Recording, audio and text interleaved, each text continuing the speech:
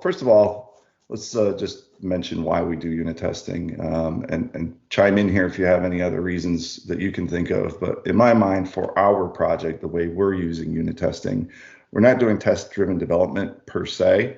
We're kind of developing and then adding unit tests, as far as I'm aware. Some people, I think Varesh may have tried some test-driven development. I'm not sure how well that went for him. But for most of us, I think we're coding, getting everything working, and then doing testing.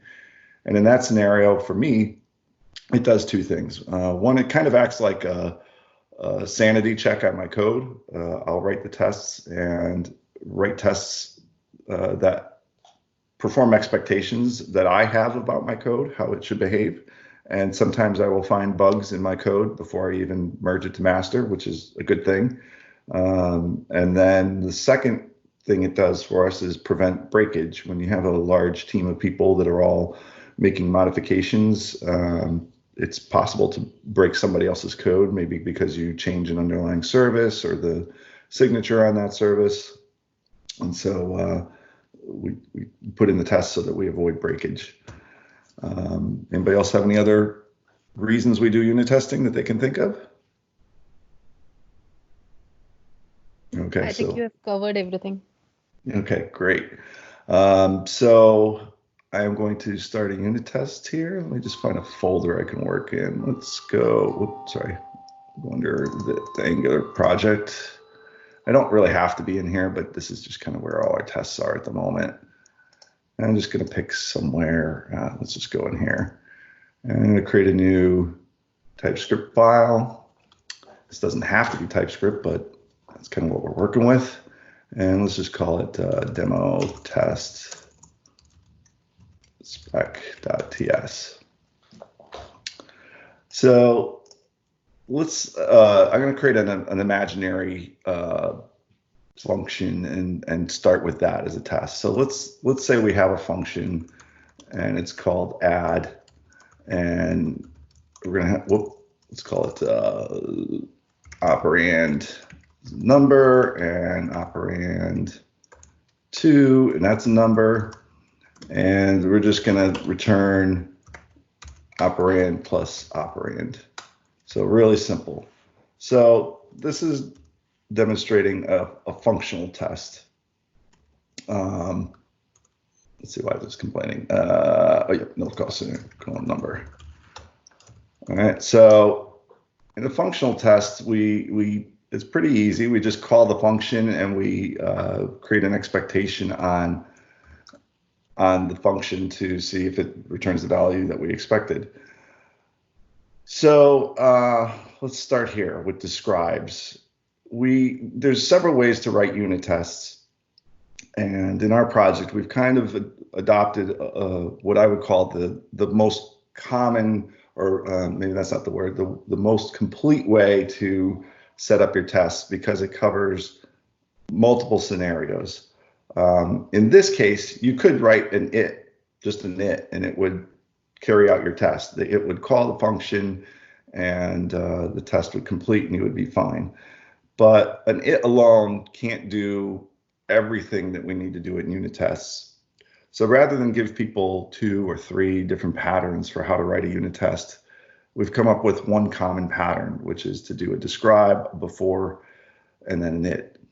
And so our describe has a couple things that it could be. The first thing is, what are you testing?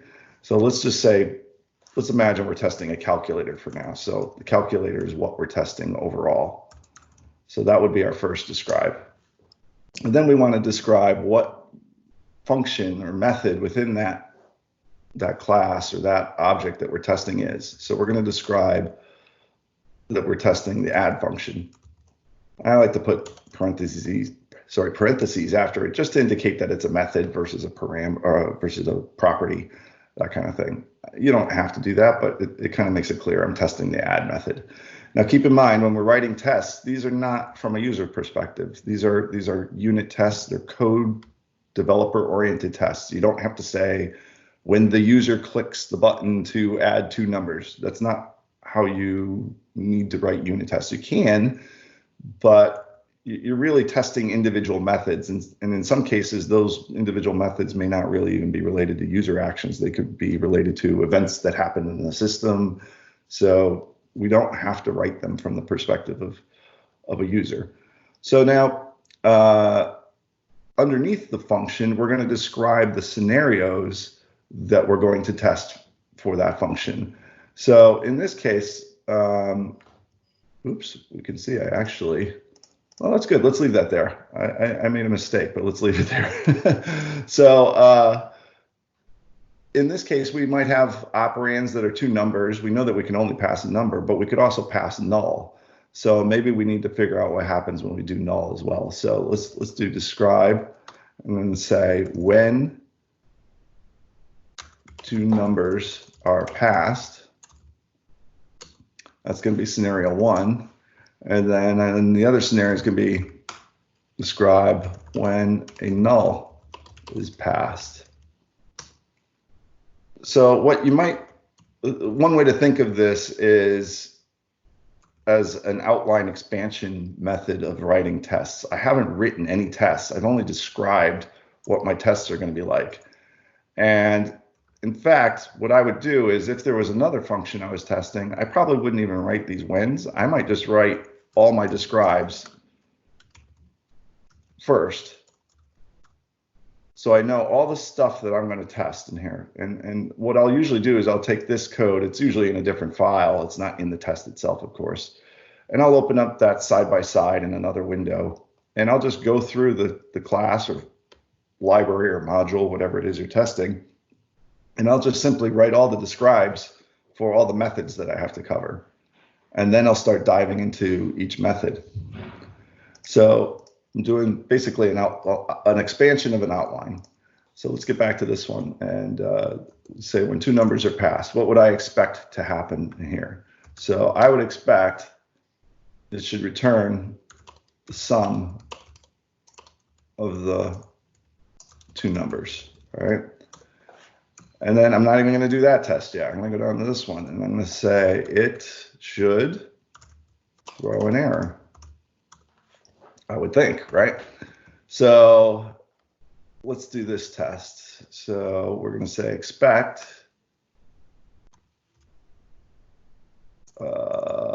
result to be, let's say we're going to do two numbers. Let's say it's going to be 5. And how am I going to set up that test? Well, I need a before. So the before is going to create the conditions for our test.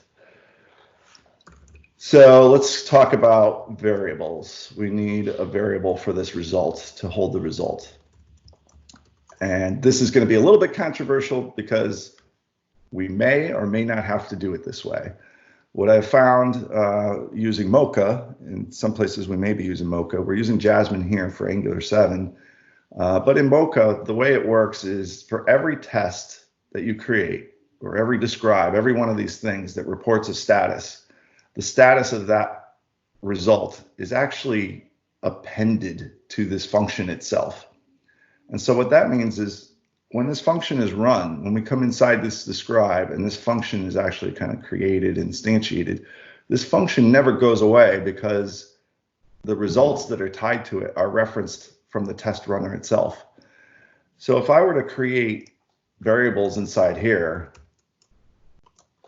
and it's some big object, let's just say this is some really large object, that's going to hang around until I test completion. In a very large project, what winds up happening is you actually run out of memory in the browser by the time you get to the end of all your tests. So to prevent that, what we've come up with is a pattern where we declare our variables up here at the beginning of our test, and immediately afterward, we create an after all, which means after all these tests run, then we're going to null out that variable. And this is kind of defensive coding. This is, whoops, sorry. Why is it not? Oh yeah, sorry. Gonna do my lambda. Oops.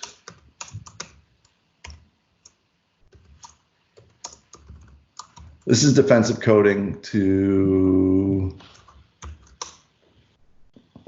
going on? What did I have? Extra. To make sure that when this test is done, the garbage collector can then recover the memory from these variables. The garbage collector, if it sees a null in a variable, it will recover that memory. So that's what we're doing here. And this may not be required by Jasmine, but I can tell you that it's no fun to get to the end of 3,000, 4,000, 5,000 tests, whatever it is, and find out that you have no memory and you've got to go back into all your tests and do this kind of thing. It's just a lot easier to do it up front. And we do it right here, right after the declaration, because it's very easy to do a one-to-one and see if they line up. So like if I have a number here, then I'll do this, and they're all in order, and I can like literally just click on them, and when you hover on them, you can see it skip down the list. So it's very easy to quickly check that I've kept all of them in line there. Any questions so far? No? Okay.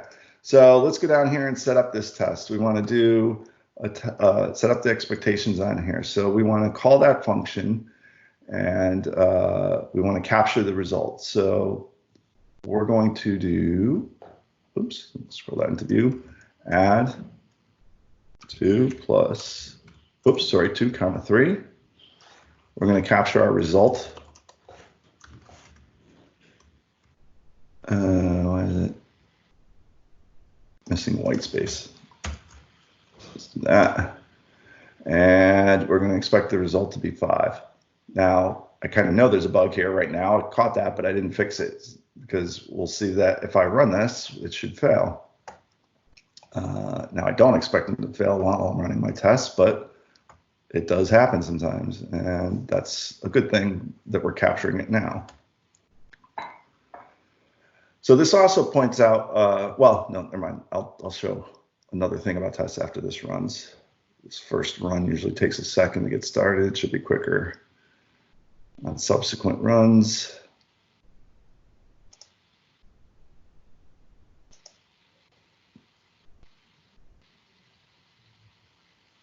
Okay, there we go.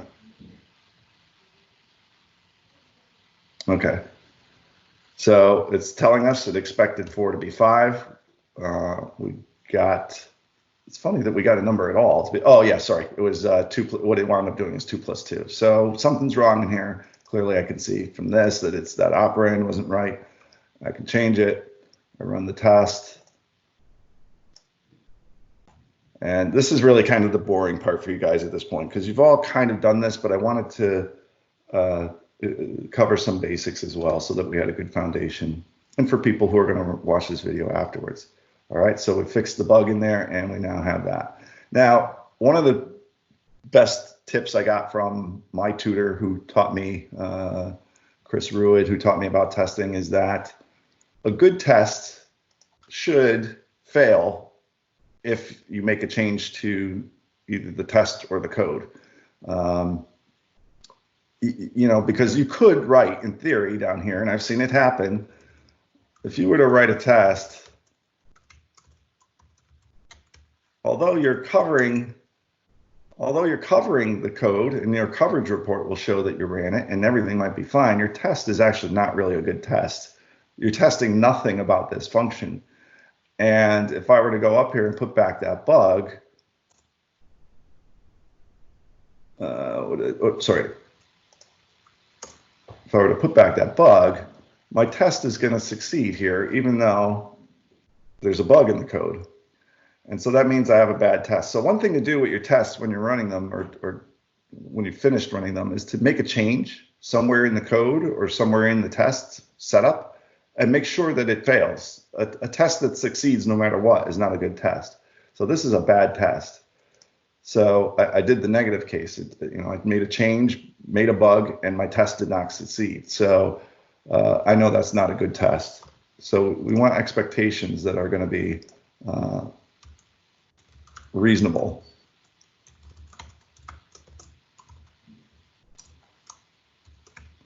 So that's our positive test. So now let's try the null test here.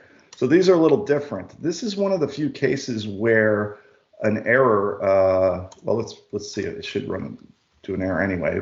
first. But errors are one of the few cases where we actually have to run the function within the it, and I'll show you why in a second here. So actually, I can't do it before each. Let's just do it in the it. So let's say I do expect null, comma, 3. All right. Sorry, not expect. What am I doing here? Add null, comma, 3 or 4, whatever. So if I run this, it should throw an error.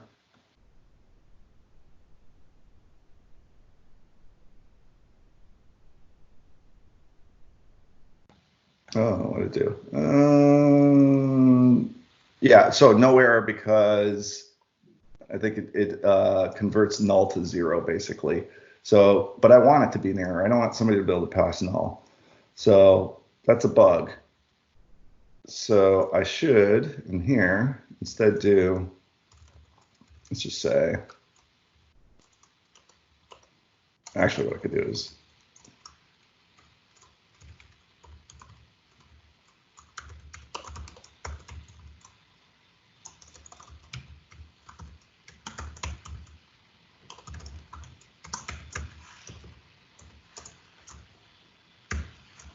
and now if I run my test,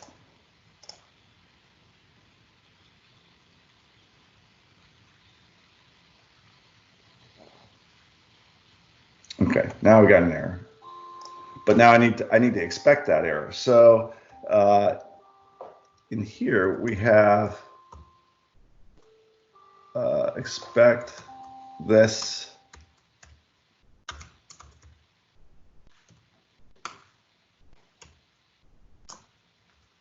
Where's the message null operator? So this is one case where, let's see, do I have all my parentheses? Nope, one more. If you guys see me typing something wrong, please let me know, and that'll be a help so we keep moving on. Something. Oh no, wait, that is the end of it, sorry. So let's run that one.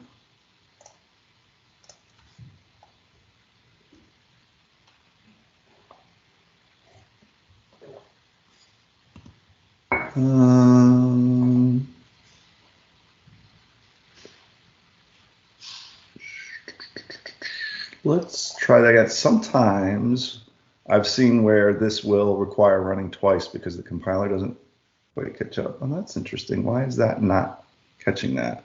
I actually did the thing that will catch you. You will run into this. You will do the exact same thing that I just did. And you'll sit here going, why the hell is this not working? Excuse my French, but when you do errors, you actually have to call them as a function, I'm pretty sure. So you just put in a no parameter function. Oh, hi, Vrash. I think you need to mute unless you got a question. Okay. And if we run this, this should do it. Yeah, sorry. There was a voice here. No problem. Okay, so this is a good thing that this happened to me because this will happen to you. When you do error testing, you have to call it within a function that is passed to the expect. If I wasn't using TypeScript, it would just be function, the function name, but we have lambdas here, so, or fat arrow functions, they call them. So you have to have this in order to test that a function throws an error. And again, this is just probably the only case where you should call your method that's being tested from within the it. You don't need a before. You may need it before if you have to set up some other conditions, but the actual call to the method will be in the expect. So that's covering functions. Now, what if this were not a function? What do we test when we have an actual class? And what are the differences here? So let's create a calculator class and stick this inside there. Oops. Okay. Don't need that. And we're going to change this up a little bit. We're going to put in a total. It's a number. And we're just going to take one operand here and And we will say,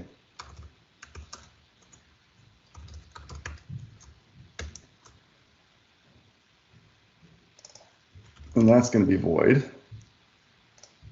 And this has this. So classes, the functional way of testing that I showed you generally applies to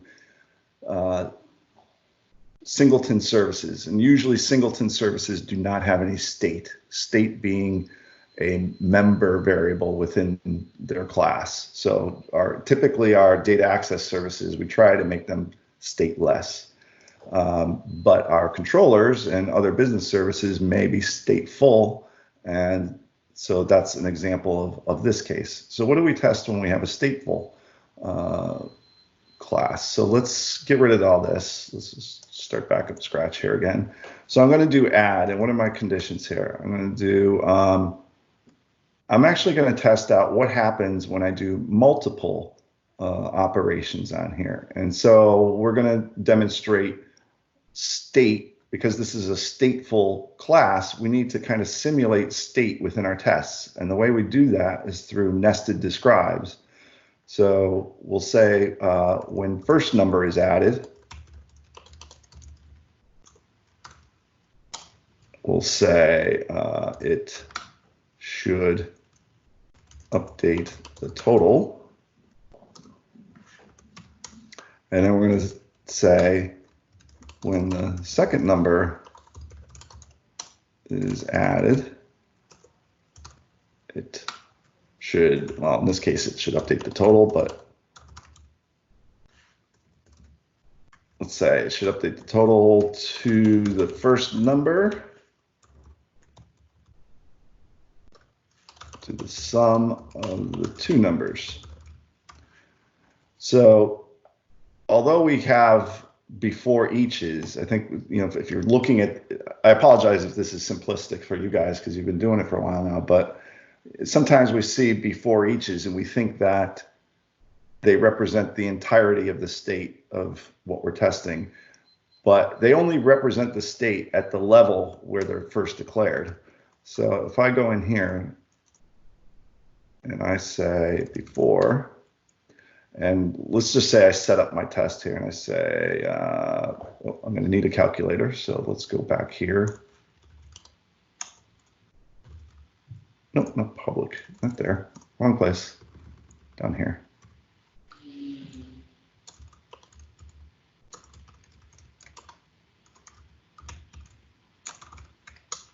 And I'm going to have to do that.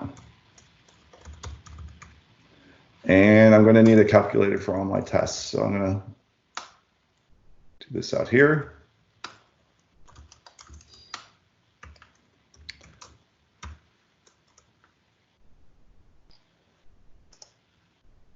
Now I'm going to set up my test here. I'm going to say for all these additions, I'm just starting. So I want to make sure the calculator is zeroed out. So I'm going to say calculator total equals 0. That's kind of like we would usually have a method, but we're keeping this simple. So that's our test expectation. So that means that calculator is 0 only at this point in time. That's the only time it's going to necessarily be 0. We can't guarantee it will be 0 for anything else nested a level deeper. But for any describe, if I were to put another describe here, then in here, the calculator total would start off at 0 as well. But once we go down a level, there's no guarantee of what that state is. So in here, I'm going to add the first number. Whoops. Am I missing a... boy, I hate when this happens. Let's see, this is missing a, right here, I am missing one, okay. There we go. So we're going to set up this condition. We're going to say calculator.add. Let's just say 2. And our expectation is that the total would be 2. Oops, sorry, I need to Let's see. Yep. So over here, I don't really, in this case, I don't have to capture it in a variable because I'm testing the actual state of the object. So I'm going to say calculator.total to be 2.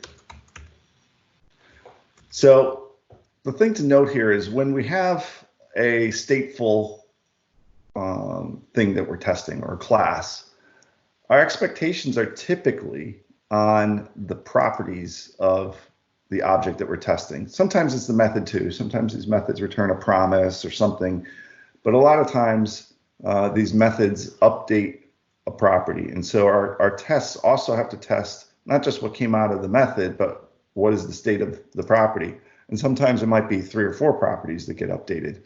It could be, something's busy, that the total was updated, on and on and on. But typically, we're going to be testing the state of our object. So that's test number 1.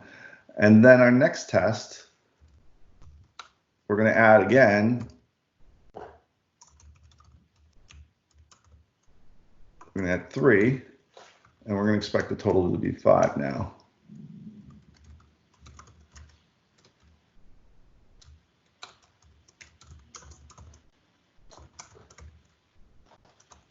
So this is stateful testing, or state transitions, which is transitioning between different operations. And you can think of this as the user doing a progression of actions in your controller, if you're testing a controller in Angular. This doesn't apply as much to server APIs, like if that's what a Anoop is writing in a test for, because the user is not going to do multiple transitions. But in a server-side API or server-side test, you might have different API calls or outbound API calls, let's say, and they resolve at different times. And you need to know what is the state before it resolves and after it resolves. If you have those kind of conditions that you need to test, then you can do that as well. So let's run this.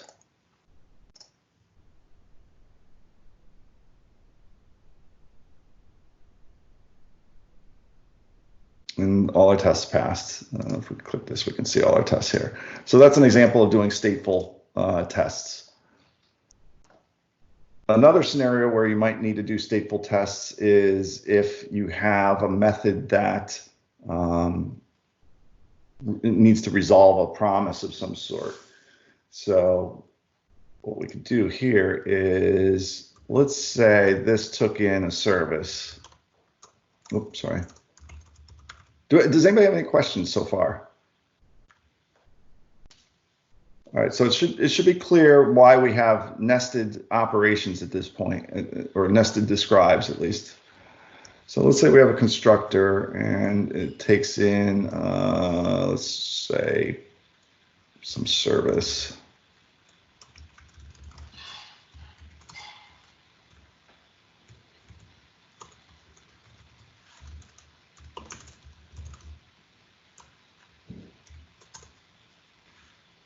You know what, let's just call this adder.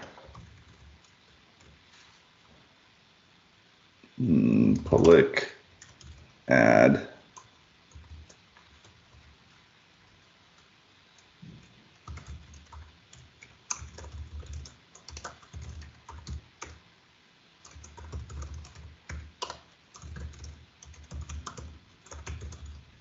Okay, so, oops.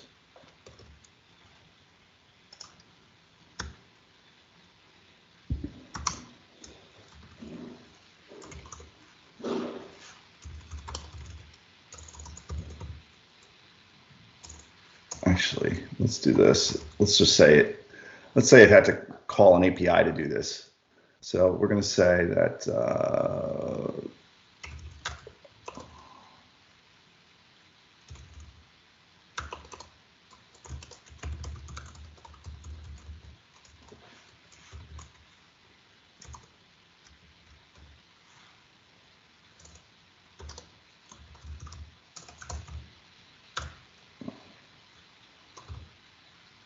oops, sorry.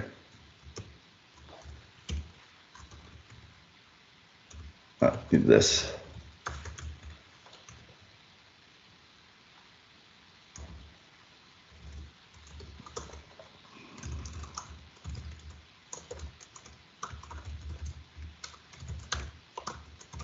This is really a contrived example. This is not, anything you would write in the real world. I'm just kind of simulating things a little bit here.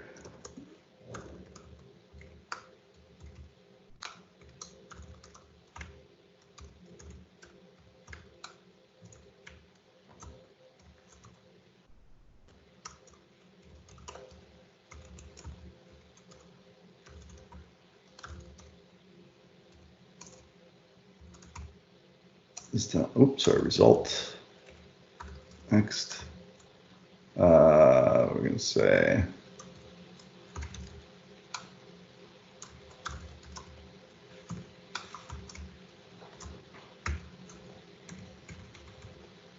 all right, so that's our class or our service, and it's doing something asynchronous because it's returning an observable. So now let's say this thing, matter. And now here it's going to, this is going to use it. This service dot add. Oops.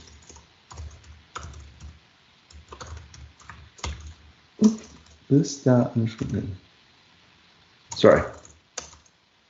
Operand.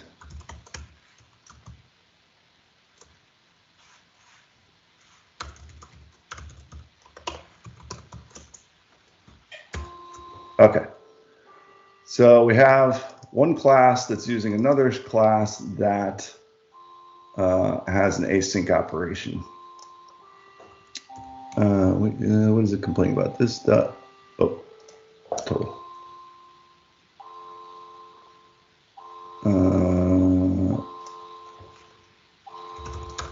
There we go.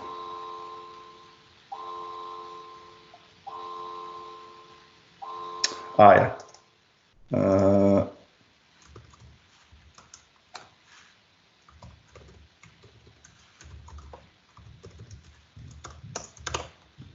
Okay, so now we have an asynchronous operation. And we want to test out what is the behavior before and after that operation.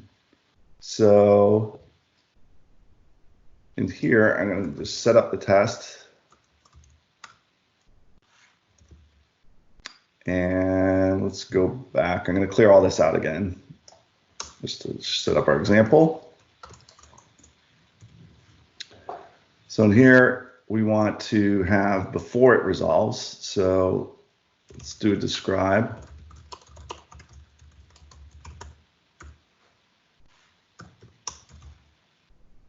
And then statefully, because we're transitioning from states, I want to have another state.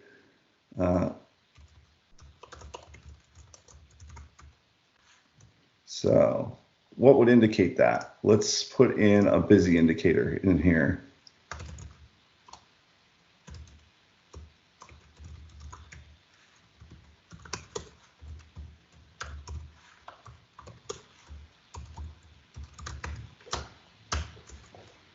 Look at this. All right, so we see this all over our code, this kind of thing.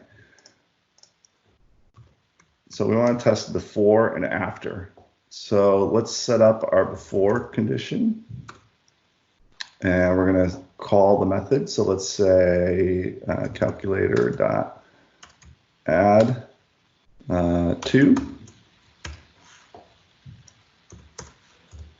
And what are we expecting? It should be busy, but not have an updated total. So here we're going to expect. Now you could write this as 2 its. You can write it as 1 or 2. The thing with this becomes if you have, let's say you have 3 or 4 things that you're testing here. If any one of them fails, it's a lot clearer if the its are separated out a little bit. You could also mitigate that by putting an error. I believe there's an error message you can put in here in the expect. If the expect fails, and then it'll print out the error message. I don't really care any detail for that. I mean, I just think that sometimes it's a little bit easier to have multiple its because then you can kind of comment things out, run things separately when you have a problem. I like to write separate its for something like that. So I think probably I would write it more like it should be busy first. It's probably the way I would write it normally. So let me do that.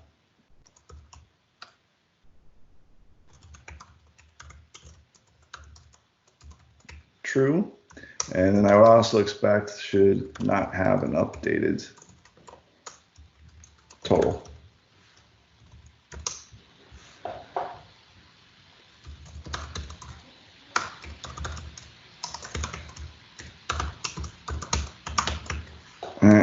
Now we also need to test after the operation returns. So how do we make the operation return? In this case, this is contrived. Again, this is an example, and I've added this method that will do that for us.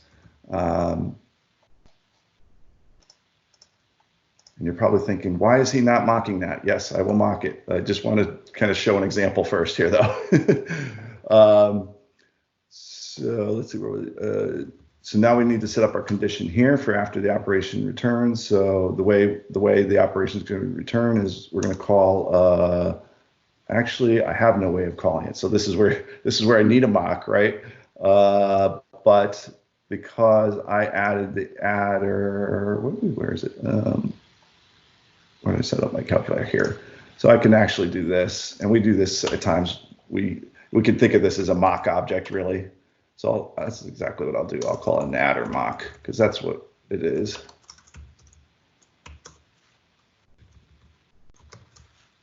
Oops. Oh, I'm in the wrong place. Should be down in my test.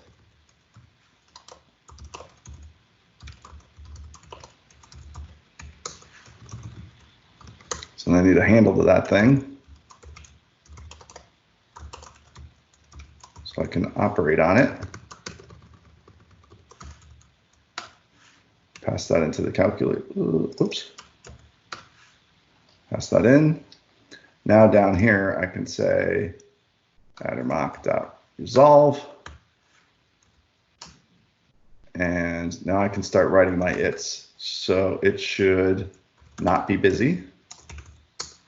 And it should have an updated total. So we want calculator, oops.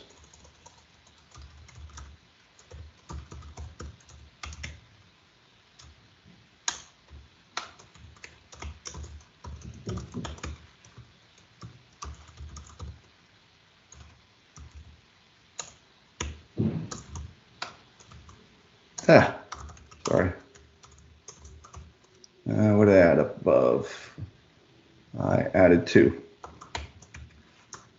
So again, stateful transitions is what we're testing here. And in this case, for asynchronous operations. So I'll tell you, this will fail, or it should fail, I think. Does anybody know why this would fail? Anyone? Actually, I gotta fix this.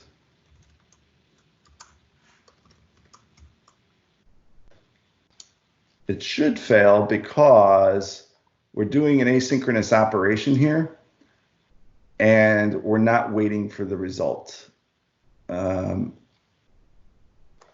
that is because this is returning a promise, and we're not using async up here. Actually, I take that back. This is not going to fail because we don't want it to wait on the operation, actually. And we'll go back and change this so that it does async as well, or we use the async function. So let's run this. Actually, I should run the whole thing. Sorry.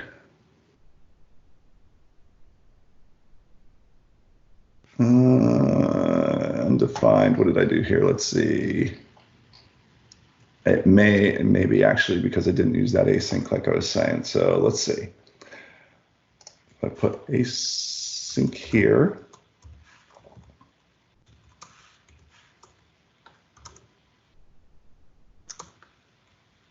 Let's see if that fixes our test for us.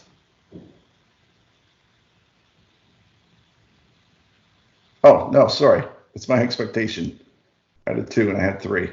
That's what it was. I don't want to hit 3.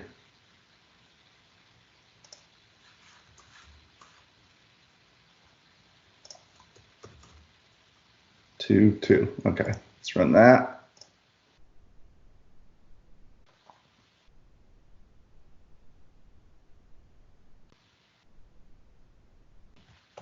Let's see. Which ones failed?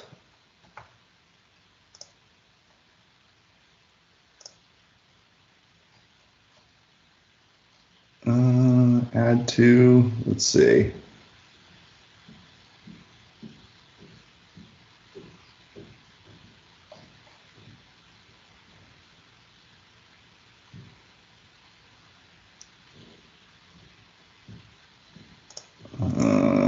Let's see something there.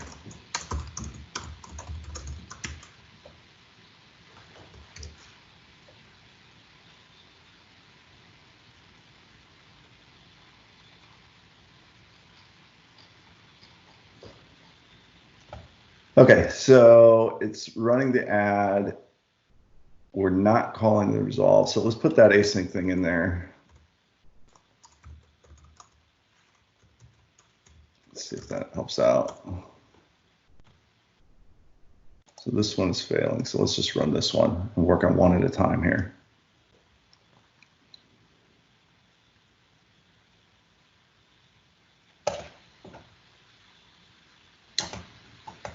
Oh, I see. I got rid of my before each up here. That's what it is. Forgot to set up my test conditions. But that's an interesting thing. I shouldn't really have to set a calculator to 0 when it starts. So let's fix our code by going up here. And let's just say,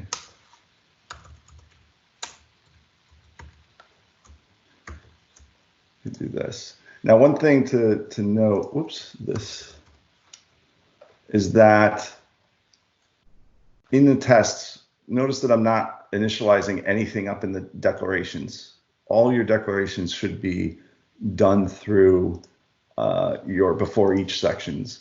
And that will prevent you from running into really hard to track down bugs in your tests because you know that the conditions exist at this level when you declare them in your before each, or really at this level. So let's see, let's run that again.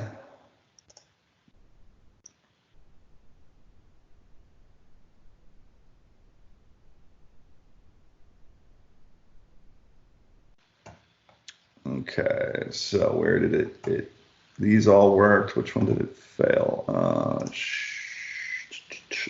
Okay, so it's interesting that it did not underline our tests, and it took a kind of a weird amount of time to run. And when you see things freezing like that, sometimes it's, again, whether you're properly doing async or not async. Whoops, let me get rid of that. So let's run that again.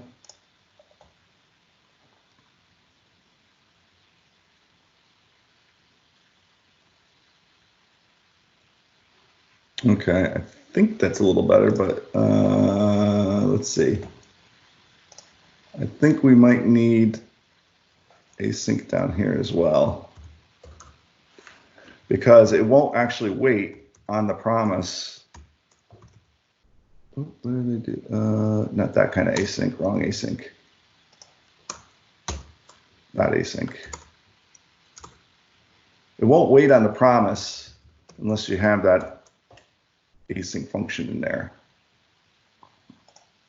Let's run that one.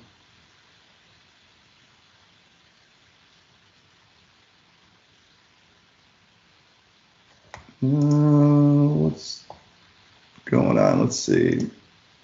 Adder mock resolve.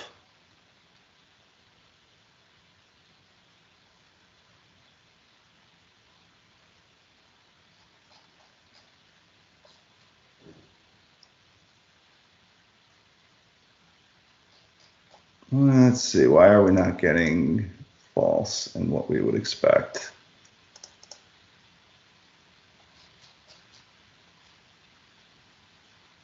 Let's do this. Let's put a little console in here so we can see where we are.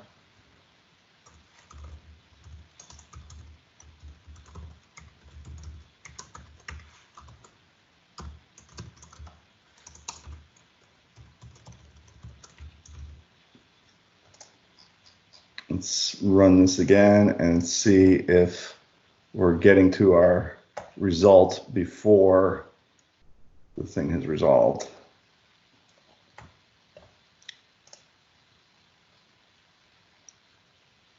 That's interesting. So the expectation is happening before we see our result. So why would that be? We have service add. Add is calling this thing, and then it's returning the subject, and then we resolve.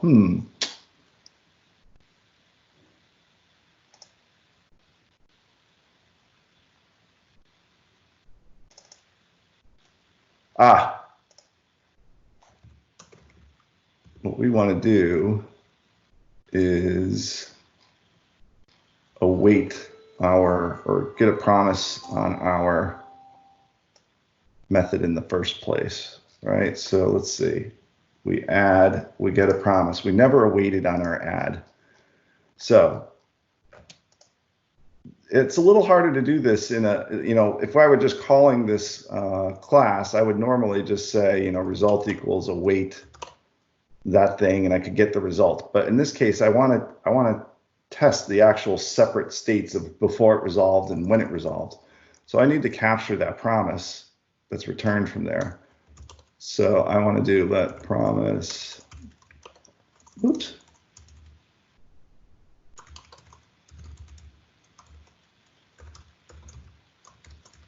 All right.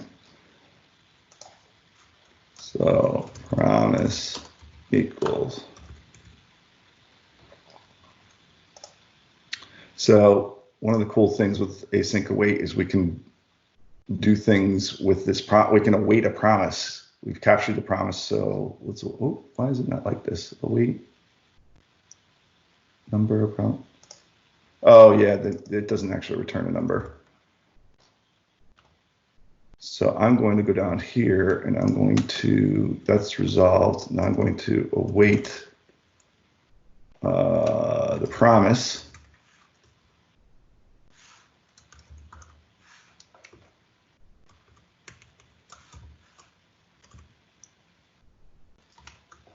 And this needs to be an async function.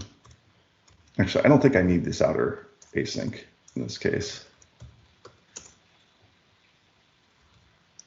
Why is it like this? Okay. So sorry for the confusion, but so we're going to say this is an async function because we have an await in here. Whenever you have an await, you have to have an async in front of the function that contains the await. We're going to resolve. We're going to wait on that original promise, and then that means this will all kind of hold up until this resolves, and then we'll be doing our test. And we should see then that we have a before, an after, and then our test should pass. But before, we were not getting the after part of the logging.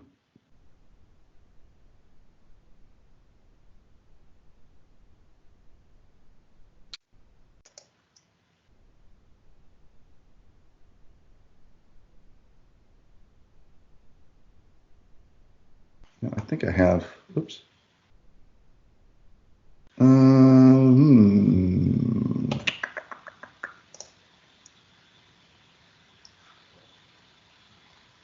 Let's see. Do I also need an async on there?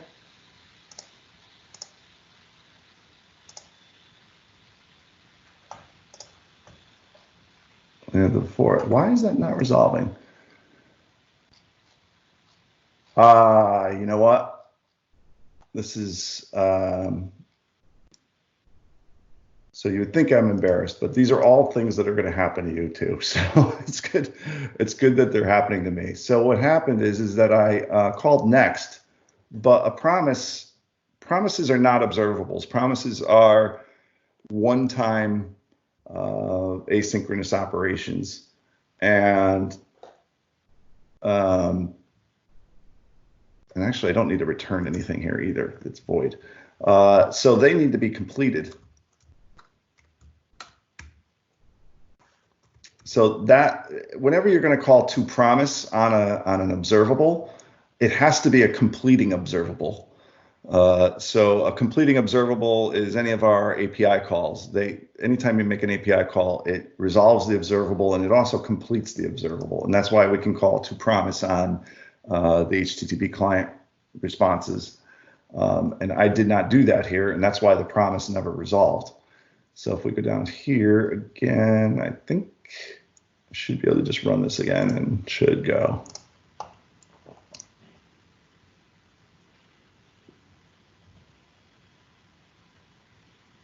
And there it goes. So it's good that you see these things hang up like this, because if it's happening to me, you will most likely run into this yourself. Now, you wouldn't run into this testing out an actual data API, but if you're mocking the data API, you're going to remember to need to do that. So let's quickly look at, this is writing a mock fully out for this calculator, but typically we're not going. It could be easier to just do this with a SPY or I'm using Jasmine to mock that out. So let's look at that. So instead of creating a calculator, an adder, I'm going to create a SPY object of type adder. And this is going to be create SPY object of type adder. And for this, it needs, why is it not? Yeah, you can either pass the method names here, or you can give it a name. I like to give it a name here because otherwise it'll just tell you that some random SPY object didn't get called that it expected to be called. So you can kind of give it a name here so that you know what it is that failed. And now I'm going to give it the method. Let's see, what method am I going to add? Okay. So add. That's going to be my SPY object. Why is it? Maybe that's just formatting. Okay, yep. So now in my tests, I'm going to set up, instead of using this resolve down here, what I'm going to do is use the mock. So I'm going to do adder mock. Actually, I have to do it up here because I needed to return a promise. So originally, I'm going to go up here and say,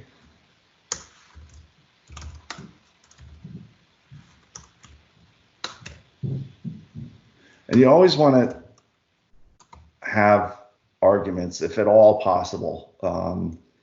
You know what you're passing in, and so you should be expecting what you know to be true here. A lot of times I see, I don't know if this library does it this way, but sometimes in Spring or Java, you'll see people say, well, any argument, I don't care what argument it's passing. Well, again, you'll get coverage, but it won't be a valid test because you're not having the proper expectations. And mock calls are expectations. They're done a little bit differently, but they're another kind of expectation. So I'm expecting 2 to be called here. I gotta wrap this up quick. Dot return. Nope. Not with ours. Dot and dot return value. I'm gonna say I'm gonna return a promise. I need a mock promise. Well, I'll use this actually.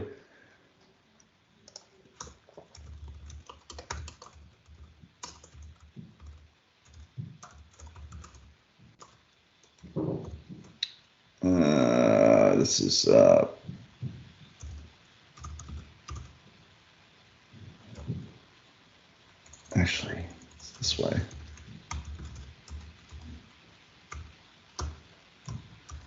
I don't know what the name of the error function is, but so I need to capture those. So let's say let resolve function. Actually, I only need the resolve function.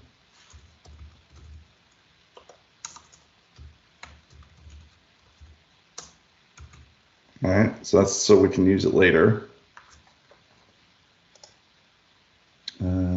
Probably.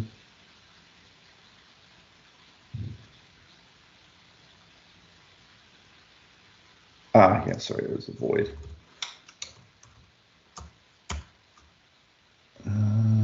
Why doesn't it like this?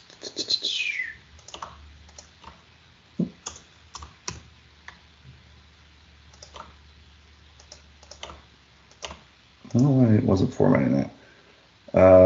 And return value promise.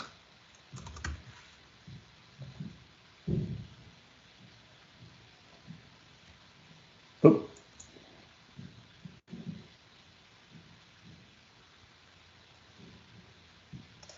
We're going to do 0,2. That's what we expect. 0,2 on that one. And this one. That's an observable. That's right. Sorry. So instead of a promise, this is actually easier.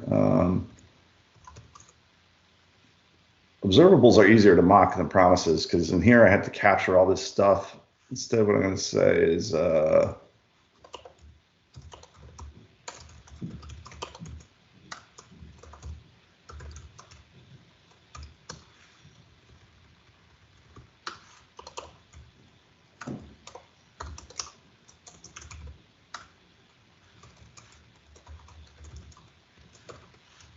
that's a lot easier to work with. I don't have to capture this function stuff.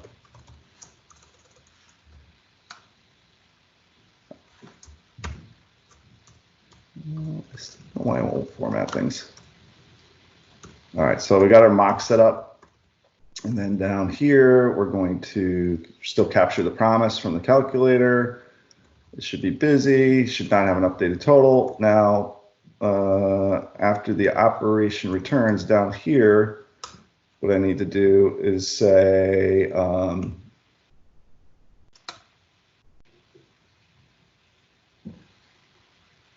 going to return, okay, so in this case, actually, we're mocking, so I have to return the value that was expected. So next, it's going to be 2. I want to do this. Oh, not a. Yeah, that's right. Sorry, the observable's got to be. This is subject.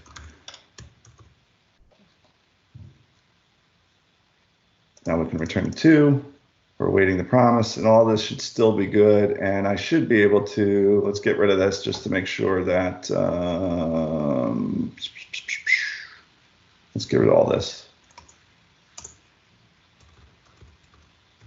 We don't need the resolve anymore. Don't need any of this stuff.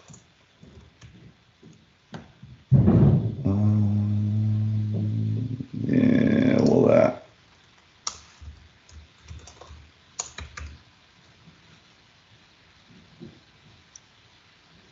Really? Oh, it wants an observable. Let's do of 0. Okay, I apologize. I'm running over, but I will wrap this up real quick here. We don't need this anymore.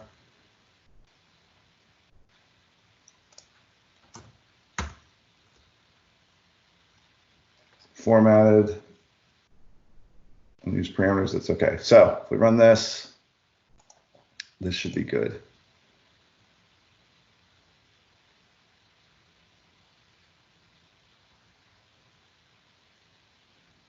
Oops, I don't like to see a pause like that. That means something's not returning. Let's see. Should not be busy. Again. has to be completed in order for us to deal with it as a promise. So let's run that one more time. It's good to see all these. So if you see a pause in your tests, it means that something is not resolving. There we go. Okay, so I know I kind of flew through this, and I know that it wasn't focused on Angular specific stuff at the moment, but a lot of what I covered are kind of the skills and problem solving things you need to do when working with both Angular and with other systems. We'll probably, if people are interested, I can still continue on this and do Angular specific testing for things like we can look at class-based tests and DOM-based tests, and we can look at HTTP client-based tests. So thank you for sticking through that 1 hour